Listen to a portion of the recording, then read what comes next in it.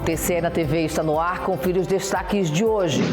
Presidente do Tribunal de Contas de Sergipe, conselheira Suzana Azevedo, recebe representantes do Sintese para discutir a atualização do piso salarial dos professores da rede pública. Que a educação de Sergipe, ela tem a qualidade, mas também tem o outro lado, né? Os servidores também precisam ser atendidos nas suas demandas. Compromisso com o erário. A gente traz o balanço dos processos julgados pelos conselheiros na última semana do mês de junho. No quadro Diálogo Cidadão, o tema da semana é o papel das ouvidorias dos tribunais de contas na promoção da transparência e aproximação da sociedade para a melhoria da gestão pública. O jornalista Messias Carvalho conversa sobre o assunto com a auditora substituta da Corte de Contas do Pará, Milene Dias da Cunha. E ainda, servidores do TCE celebram o ciclo junino com edição especial da Sexta Cultural em homenagem à cultura nordestina.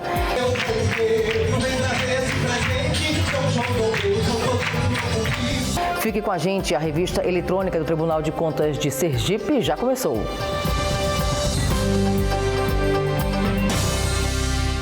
A atualização do piso salarial dos professores da rede pública foi tema de reunião na última semana do mês de junho, no Tribunal de Contas de Sergipe. Dirigentes do Sindicato dos Trabalhadores em Educação Básica do Estado de Sergipe e do Sindicato dos Profissionais do Ensino do município de Aracaju foram recebidos pela presidente do TCE, conselheira Suzana Azevedo, na última terça-feira. A pauta da reunião foi a falta de atualização do piso salarial do magistério em 26 municípios sergipanos. Depois de ouvir os representantes dos sindicatos e dos municípios, a presidente do TCE disse que a união e o diálogo são essenciais para garantir uma educação pública de qualidade. O que o Tribunal de Contas, deseja é que a educação de Sergipe, ela tenha qualidade, mas também tem o outro lado, Os servidores também precisam ser atendidos nas suas demandas. E para isso a gente tem que estar sentado, conversando, dialogando, até chegar a um denominador que fique bem para todos, porque eu tenho certeza que uma educação só vai avançar quando todos estiverem juntos, de mãos dadas, por uma educação de qualidade para Sergipe. E os conselheiros do TCE concluíram os trabalhos de junho com o julgamento dos últimos processos do mês, nas sessões das câmaras e do Pleno. Acompanhe. Na primeira Câmara, presidida pelo conselheiro Ulisses Andrade, foram julgados 94 processos. Participaram da sessão os conselheiros substitutos Francisco Evanildo e Alexandre Lessa e o procurador do Ministério Público de Contas, João Augusto Bandeira de Melo. Na pauta, aposentadorias, pensões previdenciárias ou especiais, reformas ou transferências para reserva remunerada e revisões de proventos e pensões. Na segunda Câmara, presidida pelo conselheiro Luiz Alberto Menezes, foram julgados 76 processos. Participaram dos julgamentos os conselheiros Luiz Augusto Ribeiro e José Carlos Felizola, os conselheiros substitutos Francisco Evanildo e Alexandre Lessa e o procurador do Ministério Público de Contas, João Augusto Bandeira de Melo. Entre os assuntos da pauta, auto de infração, aposentadorias, pensões previdenciárias ou especiais, reformas ou transferências para reserva remunerada, reforma por invalidez, revisões de proventos e pensões, além de inclusão de pensão. Na sessão plenária, sob o comando da presidente do TCE, conselheira Suzana Azevedo, o colegiado julgou 13 processos e 6 protocolos. Entre os assuntos da pauta, prestações de contas, denúncia e pedido de reexame. Confira os detalhes dos julgamentos no site do TCE ou assista às sessões na íntegra no canal da Corte no YouTube. A seguir, a gente destaca a edição de junho da Sexta Cultural do TCE. E ainda no quadro Diálogo Cidadão, o papel das ouvidorias como ferramenta de transparência e aproximação da sociedade é o tema da semana. É depois do intervalo, a gente volta já.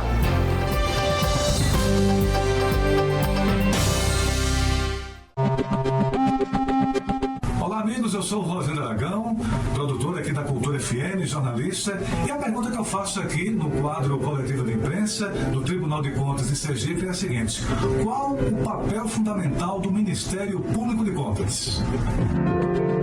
Olá, Rosendo, muito obrigado pela pergunta. O Ministério Público de Contas é o órgão do Ministério Público que atua perante as Cortes de Contas.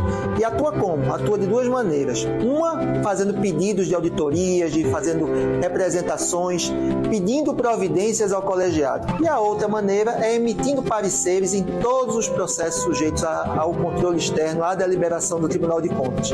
E isso é muito importante porque, como órgão ministerial, nós representamos não só a sociedade, representamos a cidadania, o cidadão, mas também somos defensores da lei e do erário, ou seja, defendemos a boa aplicação de recursos públicos perante as Cortes de Contas.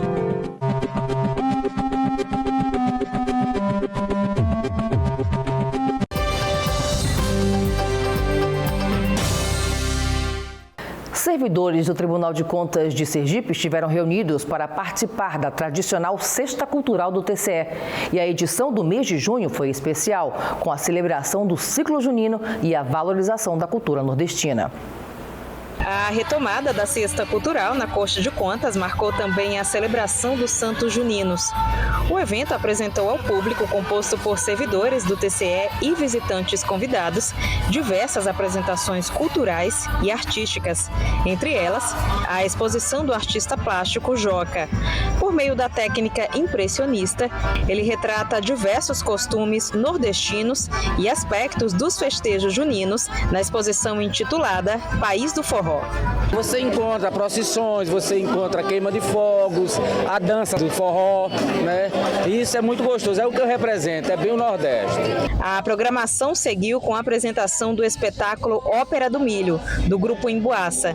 Com uma mistura de teatro, dança e música, a ópera retrata crendices populares do período junino. Muito importante esse momento no Tribunal de Contas, esse evento que o Tribunal de Contas está retomando as sextas-feiras ou as sextas culturais, que vai trazer de volta o convívio com os artistas sergipanos. E aí você vai ver que são diferentes manifestações. A tradição das quadrilhas juninas também esteve representada durante a Sexta Cultural com a quadrilha Asa Branca. Glauber Santos e Trio ajudaram a dar o tom da festa. Já o grupo Loucurarte lembrou que a arte e a cultura devem ser inclusivas e acessíveis a todos. Quem também participou dessa grande festa cultural foi o professor e dançarino César Leite, que, claro, estava acompanhado de sua parceira, a boneca Genoveva. Você está feliz, então, de poder voltar com ela aqui ao TCE? Muito feliz, muito feliz. E assim, eu não esperava encontrar a quantidade de pessoas que eu encontrei e convivi, participei desse evento há 15 anos atrás. Então, tem pessoas que eu não vejo há 15 anos. Para os servidores e visitantes, o evento cumpriu o papel de movimentar e valorizar a cultura nordestina e respeitar as tradições sergipanas. Isso aqui no tribunal foi maravilhoso. As apresentações de dança, a inclusão, a dança com as pessoas na cadeira foi muito importante. E eu sou figurinha carimbada do São João, né? Todo ano eu estou aqui dançando. São poucas as instituições no nosso estado que promovem atividades culturais no seu interior, nas suas dependências. E hoje aqui está sendo um exemplo para todas as outras instituições que podem e devem promover esse tipo de eventos. Então, teatro, quadrilha junina, forró pé de serra, exposição de artes plásticas e a movimentação do público. Ver que grande número de pessoas estão aqui. Por quê? Porque se interessam pela cultura, se interessam pela arte. Então, parabéns ao Tribunal de Contas por essa belíssima iniciativa.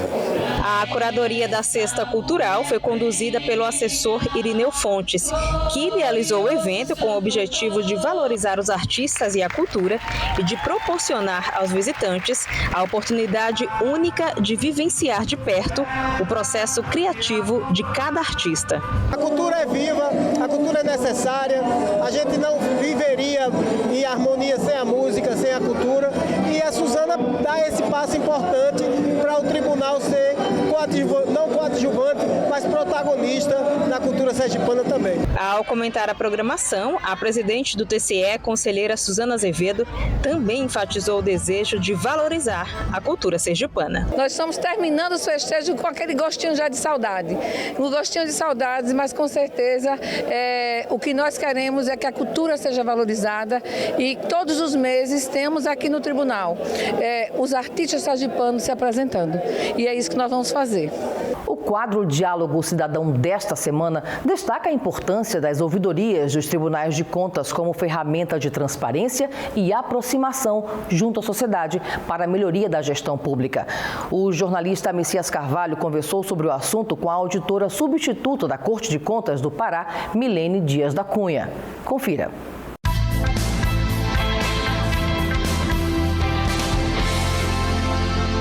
No nosso Diálogo Cidadão, a gente conversa agora com a auditora substituta do Pará, a doutora Milene Dias da Cunha.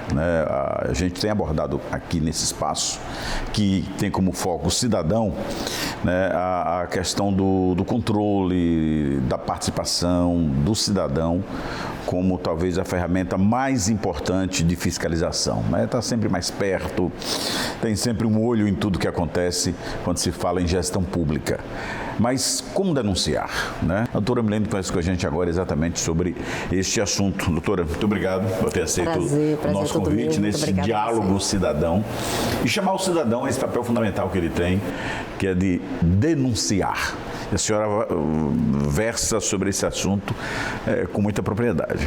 Muito obrigada. Primeiramente, é um prazer estar falando aqui para o Tribunal de Contas do Estado de Sergipe, nesse evento tão importante, que aborda a questão das ouvidorias, porque a gente sabe que a ouvidoria ela é a porta de entrada do cidadão para as instituições. Então, disseminar práticas, boas práticas e como é que os tribunais de contas têm atuado no processamento das denúncias, das reclamações, enfim, das sugestões que são dadas para aprimoramento das políticas públicas é fundamental. Então, parabéns a vocês, parabéns ao Tribunal de Contas do Estado de Sergipe, ao IRB, todas as entidades parceiras que estão apoiando esse evento. A Tricom, a Audicom também é uma das apoiadoras desse evento, porque de fato ele é fundamental para que a gente possa aprimorar os serviços de ouvidoria e corregedoria dentro dos tribunais de contas. O papel do cidadão hoje, a ouvidoria, ela eu diria quase que a espinha dorsal para uma das atividades mais importantes do tribunal, que é o controle. Agora fica sempre aquela dúvida, e pode denunciar? Quais são os critérios para o recebimento dessa denúncia? Até onde ela pode ser útil ou atrapalhar o processo? Qual a orientação que a senhora dá? Bem, a gente fala que um dos nossos papéis mais importantes enquanto cidadãos é justamente não ser tolerante a qualquer tipo de irregularidade que nós presenciamos, Claro que realizar uma denúncia, apontar uma irregularidade, nem sempre é uma tarefa fácil. Pois eu acredito o seguinte, nós, enquanto seres humanos, enquanto cidadãos, a gente tem sempre uma tendência para querer fazer o certo. Mas é preciso também que as instituições assegurem mecanismos de proteção a quem quer fazer o certo. Porque na medida em que queremos fazer o certo, também não queremos correr o risco de ter nossas vidas arruinadas, de ter as vidas destruídas e sofrerem retaliações em função disso. Então, o que eu penso é que é muito importante a atuação do cidadão, aquele cidadão que tem realmente, que realiza ali a denúncia de um fato que ele tem conhecimento como irregular, de uma irregularidade. E é importante que nós, enquanto instituições, também criemos mecanismos e instrumentos para assegurar proteção a esse denunciante, justamente para que ele não sofra nenhum tipo de retaliação, para que ele não sofra qualquer tipo de prejuízo à vida dele, É claro que a gente precisa também criar mecanismos para se assegurar o sigilo, em relação a esse denunciante, e para que se apure também todos os fatos que são colocados ali enquanto irregulares, de modo que haja uma credibilidade em relação àqueles fatos que são reportados, Então, assim, não basta apenas receber a denúncia, é preciso, além de assegurar toda essa proteção que eu estou dizendo aí ao denunciante, que os tribunais de contas também processem esses fatos que estão sendo relatados de maneira célere, deem uma resposta, um feedback a esse cidadão, a esse denunciante, de modo que a gente tenha uma credibilidade no próprio sistema de de ouvidoria. Porque, caso contrário, né, a gente não tem uma adesão aos mecanismos, aos instrumentos, e isso acaba tornando a ouvidoria algo não tão útil, um instrumento não tão útil o quanto ela poderia ser. Na medida que tem confiabilidade, credibilidade e segurança nessa denúncia. Vocês têm praticado isso lá no Pará? Sim, com certeza. A nossa ouvidoria no Tribunal de Contas do Estado do Pará, inclusive, ela é uma referência para os tribunais de contas brasileiros, né? Já há bastante tempo ela tem sido regulamentada e a gente costuma dar respostas tempestivas, tem um processamento adequado dentro dos fatos que são apontados e apurados por parte dos setores competentes do tribunal, e a gente tem um alto grau de resultado positivo em relação às demandas. E tem também a importância da atividade correcional ética. Sim. Fala sobre esse tema. Esse tema, ele é um tema bastante instigante, né? É verdade. Porque tem a ver com um viés da conduta do ser humano, né? Da gente ter sempre uma intolerância a qualquer ato de corrupção, uma intolerância a qualquer desvio de conduta ou desvio de caráter. Então, a correção, ela tem como objetivo garantir o que é uma conformidade do comportamento humano, de modo que ele seja sempre voltado para um atuar ético, né?